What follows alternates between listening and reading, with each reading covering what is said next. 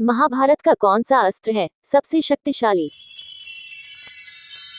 दोस्तों, महाभारत का युद्ध इतिहास के सबसे बड़े युद्ध में से एक माना जाता है। इस युद्ध में शूरवीरों ने कई प्रकार के अस्त्र शस्त्र का उपयोग किया था।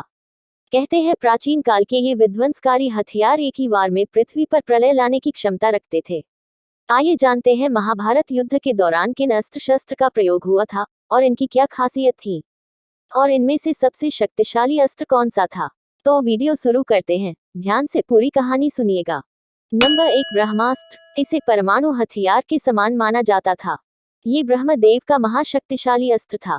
कहते हैं कि महाभारत में अर्जुन, कर्ण, श्री कृष्ण, युधिष्ठिर, अश्वत्थामा और द्रोणाचार्य ब्रह्मास्त्र चलाने का ज्ञान रखते थे। महाभारत युद्ध में जब अश्वत्थामा ने ब्रह्मास्त्र का प्रयोग किया, तब गर्भ में पल रहे शिशुओं तक की मौत हो गई थी। अश्वत्थामा इसे चलाना जानता था, लेकिन उसे इसे वापस लेने की जानकारी नहीं थी। शास्त्रों में बताया गया है इस अस्त्र के विनाश को तभी रोका जा सकता था जब जवाब में दूसरा ब्रह्मास्त्र छोड़ा जाए। नंबर 2, पाशुपतास्त्र। पाशुपतास्त्र भगवान शिव का सर्व विनाशक अस्त्र माना जाता था। अर्जुन को यह अस्त्र अपनी तपस्या से शिव जी को प्रसन्न करने के बाद प्राप्त हुआ था। इसकी खूबी थी कि ये एक ही पल में समस्त संसार को तबाह कर सकता था। कहते हैं इसे सिर्फ दुष्टों का संहार करने के लिए ही उपयोग में लिया जा सकता था, अन्यथा ये पलटकर इस अस्त्र का प्रयोग करने वाले का ही वध कर देता था। इसे रोकने की क्षमता सिर्फ शिव के त्रिशूल और विष्णु जी के सुदर्शन चक्र में थी। इसके अलावा अर्जुन नागपाश अस्त्र, इंद्रास्त्र, वज्रास्त्र, आग्नेयास्त्र, गरुड़ास्त्र, वैष्णव अस्त्र चलाना भी जानते थे, जिनका उपयोग उन्होंने युद्ध में किया था। नंबर 3, नारायणास्त्र। नारायणास्त्र भगवान विष्णु का अस्त्र था। कहते हैं युद्ध भूमि में इसका प्रयोग होने पर जब भी कोई योद्धा इसका विरोध करता था, तो इस अस्त्र की शक्ति दोगुनी हो जाती थी। ये पहले से ज्यादा तीव्रता से दुश्मन पर टूट पड़ता था। केवल मनुष्य का आत्मसमर्पण ही इसे रोक सकता था। महाभारत युद्ध में जब अश्वत्थामा ने पांडवों को खत्म करने के लिए इसका इस्तेमाल किया था, तो स्वयं श्री कृष्ण ने सभी पांडवों से नारायणास्त्र से बचने के लिए इसके सामने आत्मसमर्पित होने की बात कही थी। नंबर 4, वासावी शक्ति।